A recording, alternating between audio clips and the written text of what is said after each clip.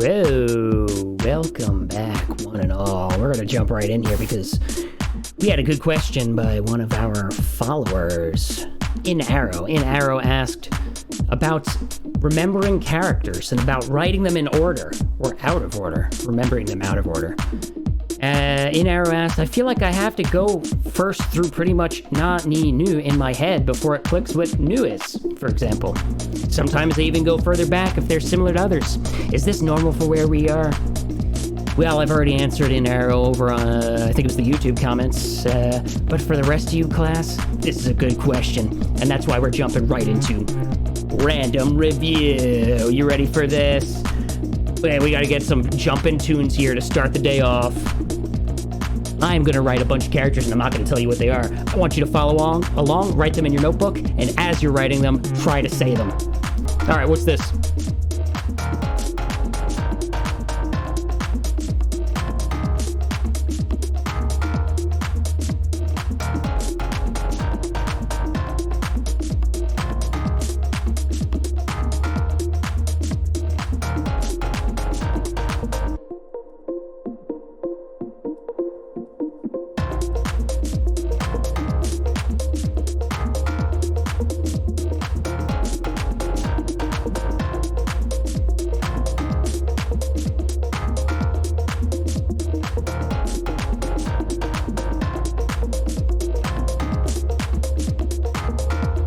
You're keeping up? You doing all right over there?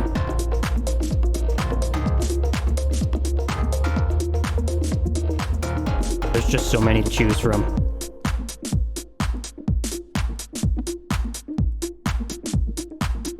Oh. Did you get all these? What did we have?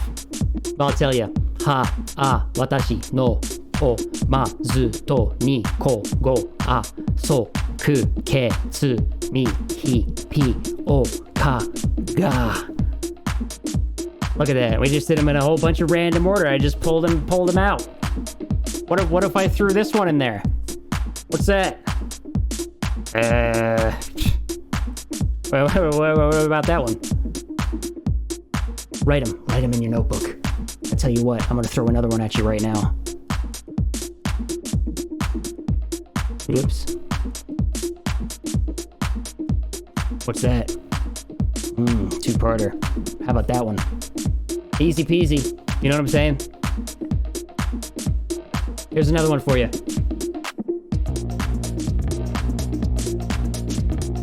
What's that? Can you even see that? Yes, thank God you can. Well, we had namai, hito, sa, da. Look, you can just throw them in a random order in your notebook just like that. That's what I want you to do. That was a good question from In Arrow, and I want the rest of you break all protocols today. All review protocols have been broken. They're all off. Sound the alarms. The protocols are off. I want you to throw complete caution to the wind and just randomize your order. All right? You should be able to recall these at any time without having to go through them in precise order. Aiu, eo, kati, kukeko. Right? And if you can't do that yet, keep trying this out. Once in a while, you throw this random review style into your mix, and it should help you out. It should help you remembering. All right? Okay, calm it back down. You gotta have what they call in Japanese high tension in order for us to get the review juices flowing, the review blood a-pumping. What's high tension, you might ask? Well, if we wrote that out in English, that would be high tension. Oh, that sounds not so good. But in Japanese, it just means excitement. It's one of those waseigo, Japanese style, bastardized, broken loan words that I wasn't planning on teaching you, but there you go. Now you know it. Little treat from your professor there. What are we doing? Well, you hopefully remember that last time we went over na, ni, nu, ne, no in katakana, as well as ha, hi, hu, he, and ho. Do you remember those? Because if you don't, What are you doing? Review them. Review them right now. Review them right now before we move on. Pause button. Pause it. Review it. Because now, we're moving on with katakana. And check it. We're starting today. Column and day number 17. Ladies and gentlemen, mami mu me mo. We're so close to being done with katakana. And then, boy, have I got a treat for you, because we're going to do some funky combination pronunciations. But that's still to come. So first things first, today's first character is ma. What do we do? You guessed it. Come on over. Check the stroke order. Super easy. Ma. Okay. Check this out. A 1, a 2. That's it. Ma. Ma. And, hey, since we wrote 2 of them right here, what is this? Mama.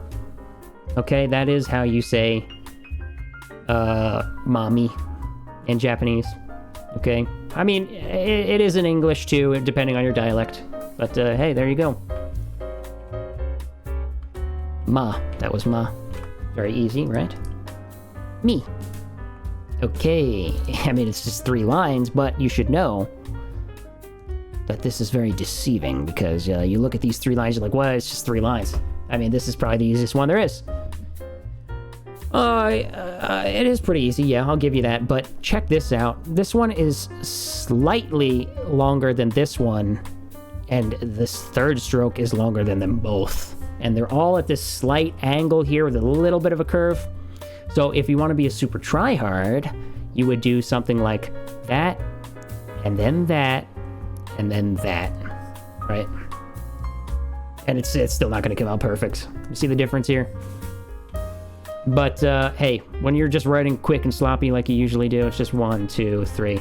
Ooh, that is real sloppy. Okay. Anyway, this is me. Okay. Moo. Boom. 1, 2.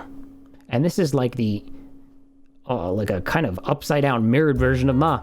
Definitely don't think about it like that, because that'll confuse the crap out of you. Just keep them separate. Do this 1 stroke, and then the 2nd stroke, just like this. Okay, watch this. 1, 2. Moo. 1, 2. Moo. All right? Moo. And you might be tempted to say, you might be like, oh, moo, that's the sound that cows make. Moo.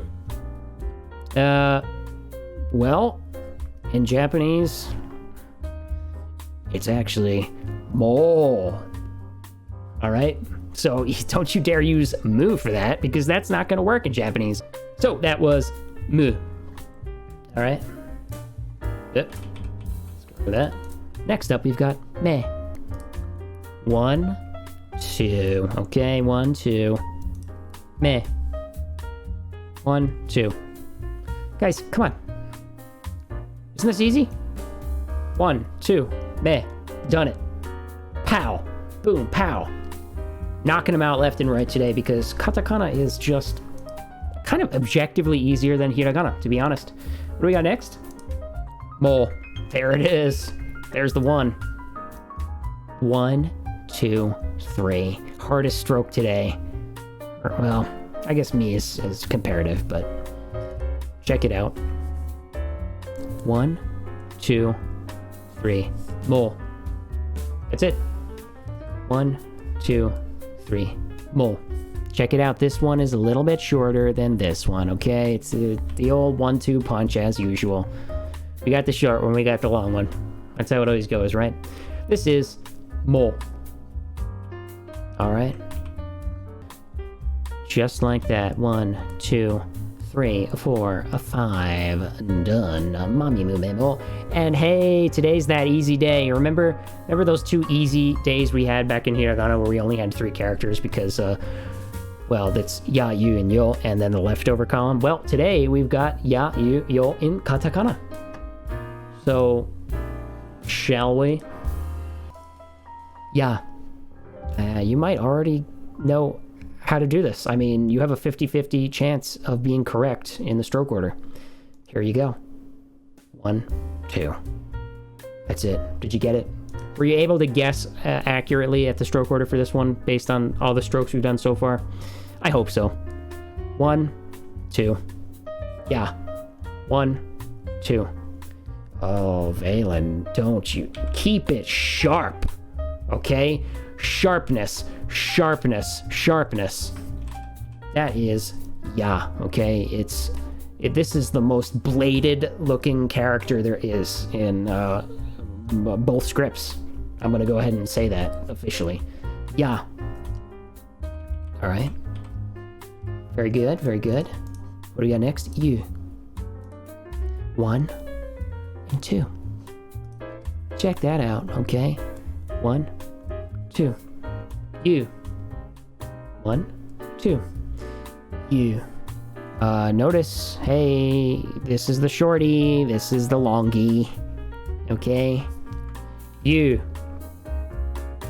And when Japanese people like to write English in katakana, they will go ahead and say you when they're trying to say you in English with katakana, which is often a thing you'll see in Japan. Instead of writing things out in romaji, a lot of people who are learning English for the first time or have trouble with English pronunciation will end up writing out the English words in katakana, which really screws them up. I'm going to be totally honest. That will give them a Japanese accent for sure, but what are you going to do? That's what they do. Anyway, that was you. And I'm just all about the tangents today. Next and last, yo. All right, 1, 2, 3. That corner, though. Stick with the corner. All right, we remember when we did na and namai. We started with this, right? And then we did the little box. And remember when we did a little box? This stroke continued. It was not like 1, 2, 3, 4. It was 1, 2, 3. Anytime you do this character, and this will show up a lot.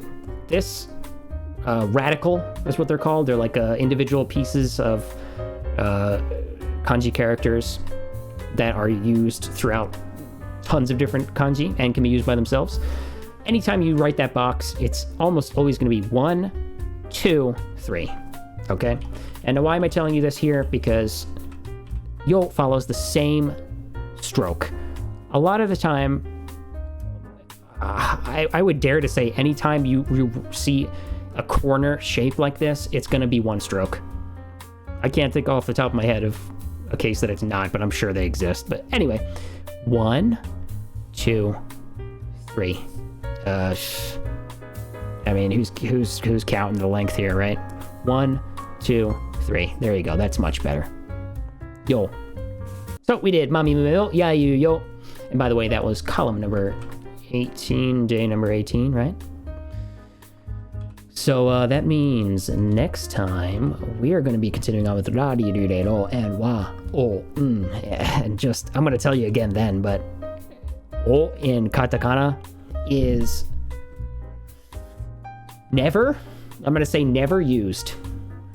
I'm sure somebody's going to whip out their little try-hard book and go, well, actually, Valen, in chapter 736 of the full history of Japan clearly states that they use O in katakana several times, Valen.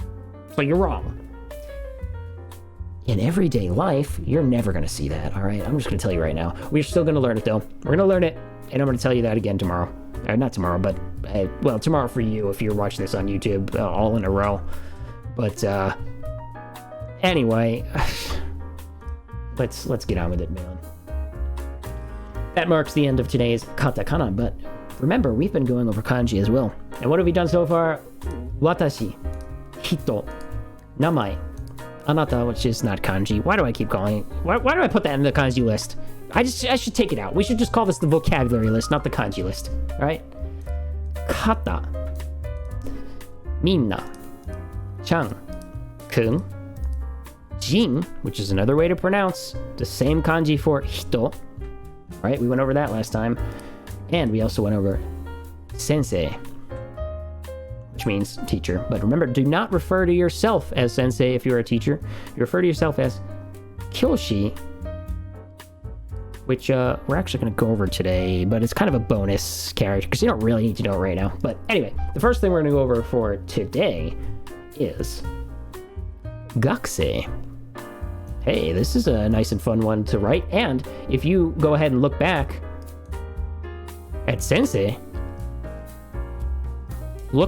place your eyes upon this second character right now. Sei. You see this sei portion of sensei? Keep your eyes glued to that right now as I change layers here in Illustrator.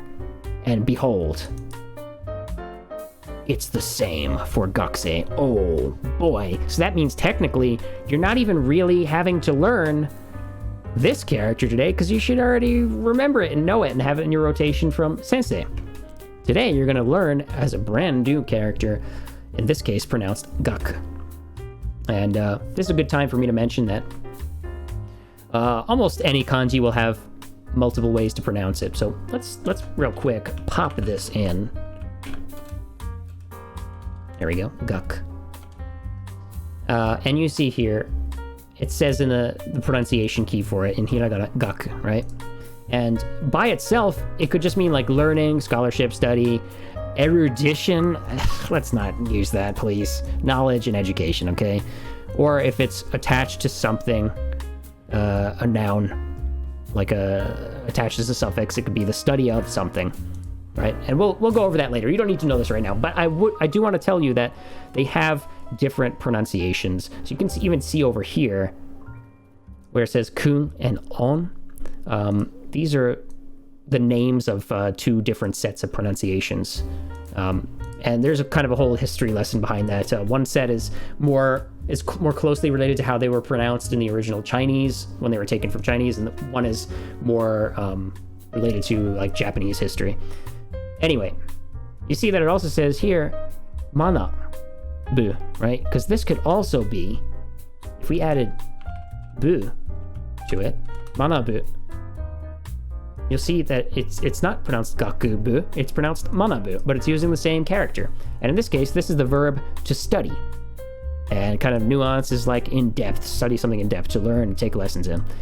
So are you learning manabu right now? No, but I want you, as we look here at gakusei, which is a word for student, to know that this character will come up again later.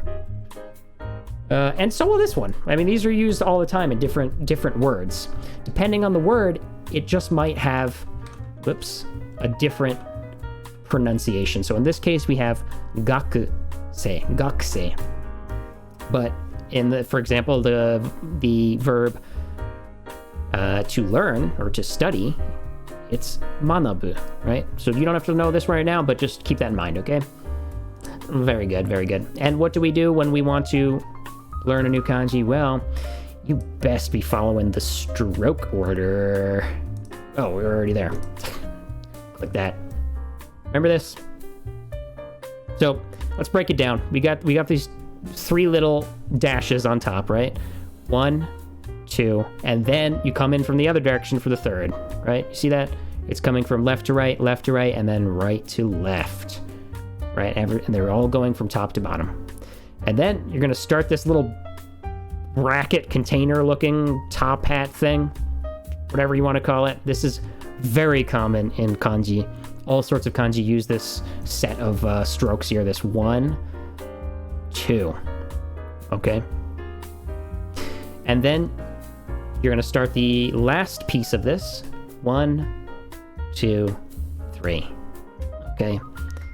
And there's several things I can point out here, but before I keep just talking, I'm sure you're just like, Valen, just write it. Okay, come on. All right, check it out. 1, 2, 3, 4, 5, 6, 7, 8. Okay? And did Valen do it correctly? Yes, he did. All right. But this is actually rather disgustingly messy. Probably want it more like that, right? Anyway, so that is gaku, the gaku portion of gakusei. And if you don't remember the stroke order for, let's say, just type in gakusei and then click the sei portion. Your old pal screwed this one up last time, didn't he? So maybe he's looking at it for himself and not for you. I mean, 1, 2, 3, 4, 5. Okay, that vertical stroke's got to come in there earlier than I like to write it. 1, 2, 3, 4, 5. Okay, and let's just write this a little bit neater and quicker, as you usually do. Gakusei. Gakusei. Okay, that's it. And this means student. So what are the things that I want to tell you about with this word? A couple little points of trivia, points that you should know in the back of your head. Number 1, this word, we have it written here as student, right? I want you to take a look at something real quick. When we look at the dictionary entry for gakusei, it says here student, especially a university student. That's not necessarily true. Just ignore this parentheses thing. It's student, right? All it says is student. Okay? That's it. There's another word that you're not learning today, but I want you to know this before we learn that word later down the line, just so you can see that this is coming. When we write seito, pupil, student, school child, okay? There's two major words for student. So in English, we just say student, although we do have the word pupil as well. But in Japanese, there's kind of a distinction between these two words, right? So we have seito here, which is pupil, student, or school child. And here we have gakusei, which just means student. So you might be able to figure out what I'm talking about here based on the difference in English as well. But when you say gakusei, you say this word we just learned here, the nuance is more like they're a student of a school. So an elementary school student, or a middle school student, or a high school student, or a university student, right? So that's what that's used for. And the difference with seito can also be used for students at schools, but it just means student in general. So you don't necessarily need to be going to a school. You could be a student of a jazz class or something that you're taking on the side. So it's a little bit more, well, what's the word I want to use? Like wide. It's a little bit more broad. Maybe that's the word I'm looking for. So anyway, that's a little piece of trivia. You just got to know gakusei for now, means student. Okay, and one last little bit of trivia here. This little portion right here, I'm going to tell you a little secret here. By virtue of learning the gaku portion of gakusei, you have also learned, ko. And what is ko?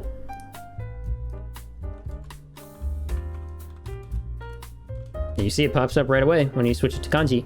Child or kid. But yeah, usually child. Kid there's a few other words for kid as well, but this is ko, right? And so you can kind of start to see here, there are parts of kanji that are sometimes their own kanji in themselves, right? So am I telling you to think that this part inside of gakusei means child and therefore student is a child? No. Don't get confused here. These two characters are completely different words. But the point that I'm trying to make is that you'll often find more basic kanji inside of other kanji. And if we really wanted to get into why that is, there's historical reasons for that. And each kanji has a certain meaning that it's trying to convey based on what's written there. So there is kind of a connection between child and, the rest of this, but for your purposes, you don't need to know that. So later on down the line, when we learn the kanji for child and we say ko, or kodomo is another word, but when we say ko, you should already be familiar with how to write that because you've already written it for seito. Or gakusei, excuse me. Oh god, I'm gonna confuse everybody as usual. Anyway, that is a gakusei, student, heavy nuance of as in student of a school. Okay. Thank you very much. Boom, done it. Get out of here. And the last little bitty extra kanji, extra vocab word that I want to throw in here today. If you have been paying attention to your vocabulary list, you know, we've done all these. We've done seito, or sensei, and we just skipped over to gakusei, you'll notice, right? And we jumped right over kyoushi. Why is that? Because I don't think you really need to know that right now. Remember when I told you that sensei is for teacher, but if you're trying to refer to yourself as a teacher, you would say kyoushi, as it says here, right? Kyoushi. And so, if you want to throw this into your rotation, I am going to show it to you, and we're going to learn it today. It is a little bit more difficult, so if you're looking for a challenge, and boy, you better be looking for a challenge, all right? Because what kind of student are you? I want students who try to challenge themselves, okay? Then here it is. You can try this out, okay? And I want to point out, remember when we learned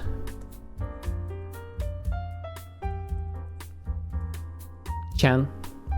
And I told you that by making the ya tinier than chi and or, you know, it's basically subscripted, that we've turned this into cha, right? Well, likewise, we have not learned these yet, we will, but here's another example of making one character small and attaching it to the character next to it to turn it into a combination sound. So this would normally be ki-yo, right? Ki-yo. But this, I said, is not kyoushi, it's kyoushi, right? And why is that? Because we've done this. This is kyo. Okay? You've snapped the eye off the key. You just tore its eye off. Oh, and you just attached the yo, and now they're just a mutant kyo. Okay, that's how that goes. And then you've got u and shi. All right. So again, it's kyoushi. Right. Make sure, if I really stress that u so you can hear it, it's like kyoushi.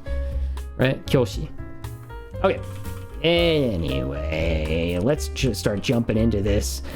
It looks difficult, but I promise you, if you break it down, it is not that difficult.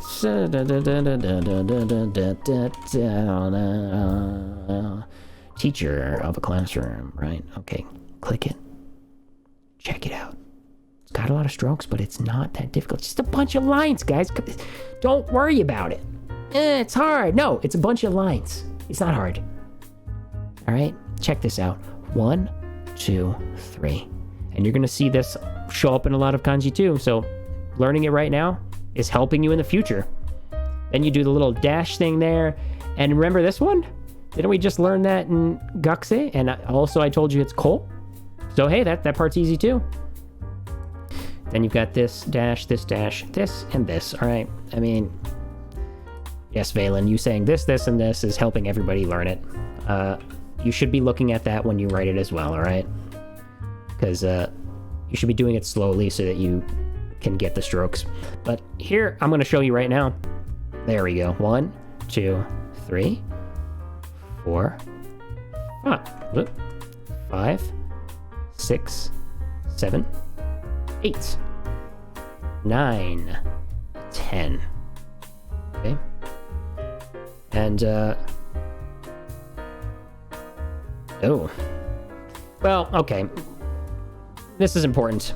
I should note this. I I told you 9 and 10, right? Technically, let's see this again, all right? Well, let me catch you back up to there one, right?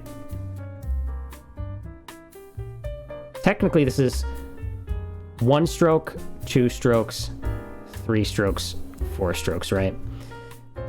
I and a lot of people end up just turning it into this quick stroke here. You should not do that. Don't take on my bad habits.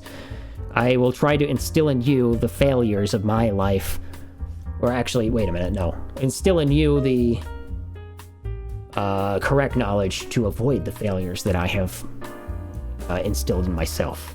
Okay, so pay close attention to this. All right. I'm glad that happened, because you need to see that that's eventually you start getting lazy and you start doing things like that. Try not to do that, okay? So this is kyo, right? Let's get rid of the bad boy and bring over the good boy. Okay. And the next part of this is shi. In this case, pronounced shi, right? Let's take a look at it right here. Boom. You got those 2 boxes. Remember I told you those boxes? And that's it. Wanna 1, 2, box, box. Okay? Then a stroke, and then another box, but you don't finish it, and then you just slice it in half of the line. All right. Let's just get on with it, Valen. 1, 2, box, box, box, box it. And then do this. And then do that. All right, ladies and gentlemen, this is kyoushi. Remember, it's teacher, but it's but by the way, I say that you should use this for yourself if you're a teacher and not sensei, because that's sensei is a term of respect, and kyoushi is not disrespectful, but it's just neutral. It's just default. So you're not like you're not saying I'm such a sensei, I'm a badass over here. You're just saying kyoushi. Yeah, I'm just a teacher. Okay, I'm an educator. All right. And you can use this for other people too. You don't necessarily have to call other people sensei and only call yourself kyoushi. You could call anybody kyoushi. Okay. Just don't call yourself sensei, and that's the whole point of learning this. So if you wanted to throw this extra one into your rotation, you'll be classified as a certified badass. I'll give you that, but it's not entirely necessary. Okay. Anyway, those are your kanji for the day. What are you doing, Valen? Just delete it. I do also have little announcy poo. I gotta make a little announcement here. Let's head on over to my face. It helps me announce things. I just want to let you guys know, I will be doing an IRL stream, but it's a little bit more serious toned than we're used to over here on the Valen Hark channel. I am going to be going over to a city called Rikuzentakata, and it is along the coast of Japan. Now, if you have been paying attention, we're about to enter into March of the year, and on March 11th, well, that marks officially 10 years that have passed since the Great East Japan earthquake and tsunami disaster. If you know anything about the disaster, you know that it was a big deal. It was a big disaster. A lot of people lost their lives, their homes, their livelihoods, their friends, their family. It was a terrible thing.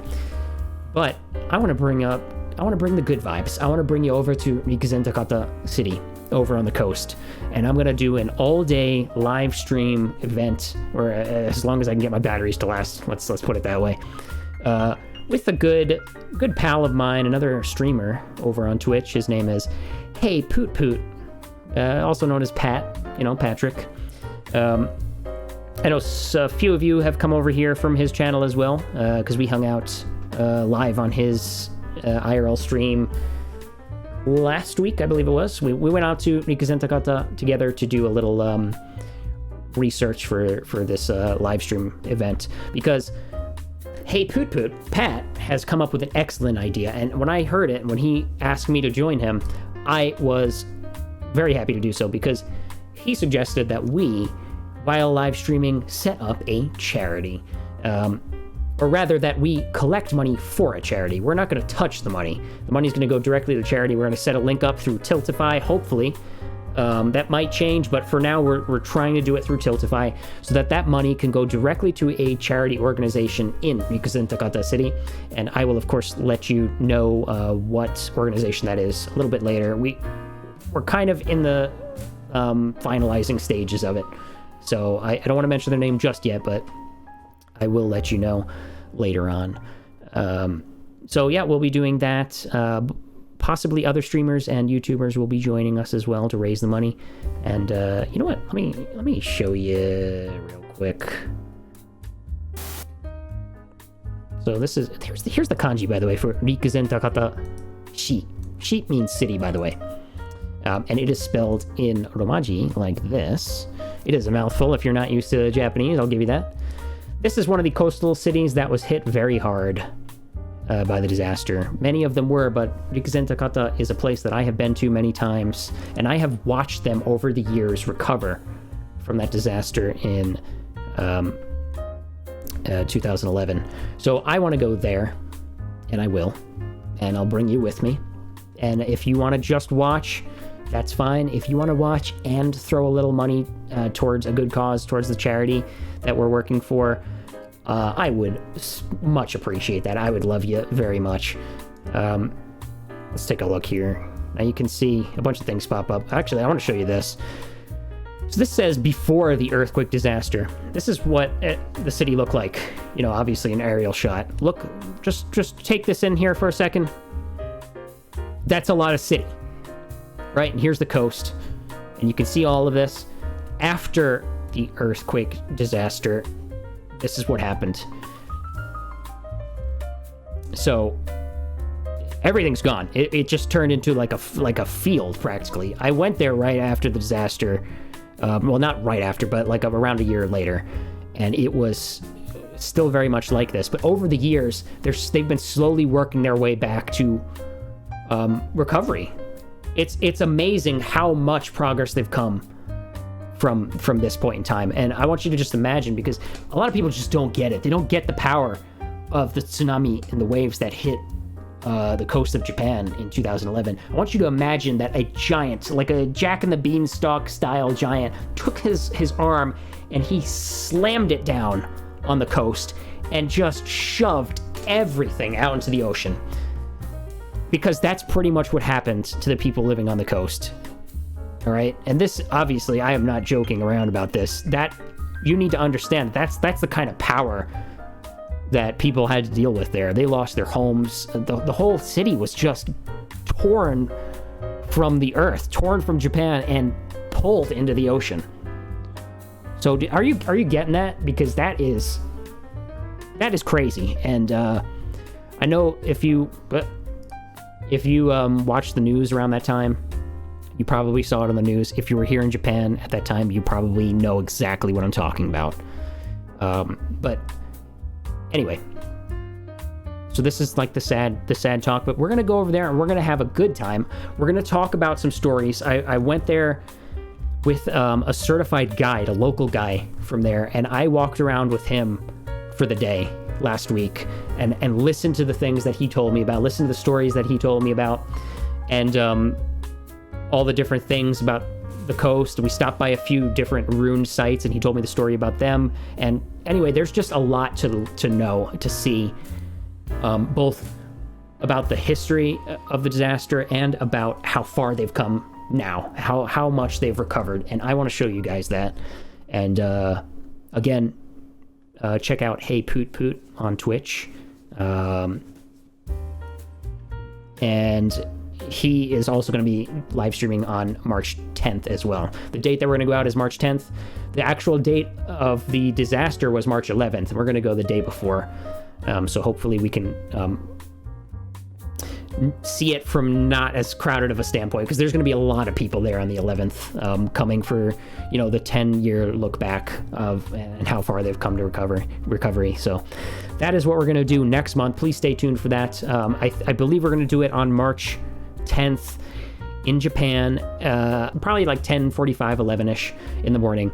So look up whatever that is for you. If you're in the United States, that would be, so if it was 11 o'clock, it would be the day before. It would be March 9th at 9 o'clock p.m. for you, EST. So convert that however you like to. I will let you know if that date changes, but for now, that's what we're aiming for.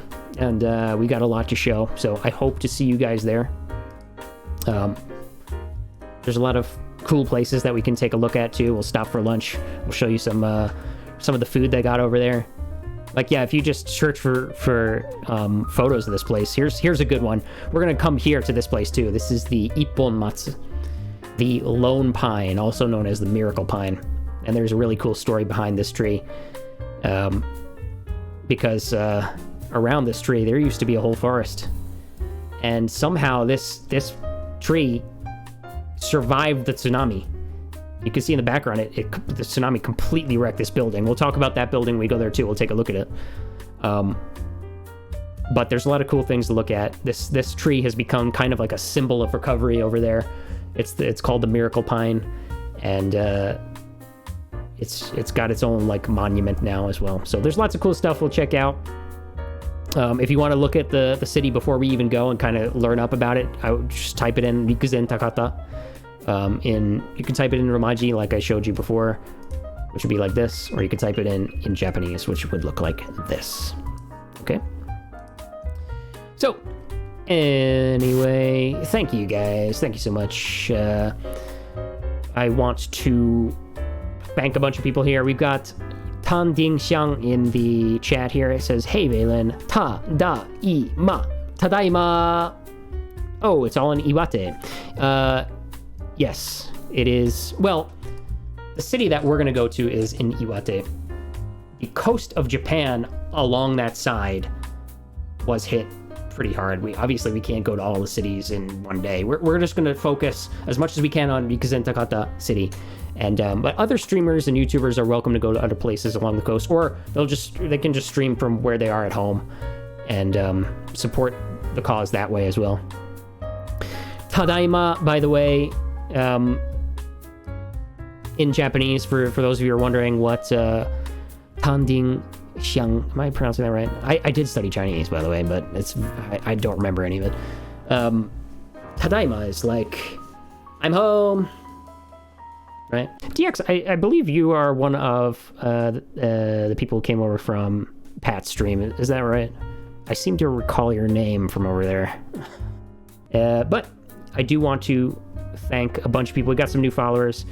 I came from Poot's stream. Yes. Okay. Thank you very much. Yeah. Thank you for coming on over. And thank you to Pristite, the Wolfilona, Wangtan Fui, the famous Twitch streamer Wangtan Fui has followed me, and I love him. Thank you, Catherine, C64 Blitzed, and Crisis Evolved. That'll pretty much do it for today. Please keep on reviewing the stuff we went over in your notebook. As in Arrow, one of our followers suggested, mix up the rotation, mix up the characters. Try not to get into the habit of thinking like, oh, I know na ni nu ne no, right? Aiu e o kakikukeko, sashi shise so, and then not being able to recall the characters when they're out of order. That's a problem, right? It's not a huge problem for you right now because you're still learning, but try to mix them up once in a while too. Okay. Give yourself a little quiz, and next time, probably, I don't know about every time from here on out, but I will, for the most part, try to do some mixed up reviews as well. So very good point in Arrow. Thank you for that comment. I'll see you next time. So take care.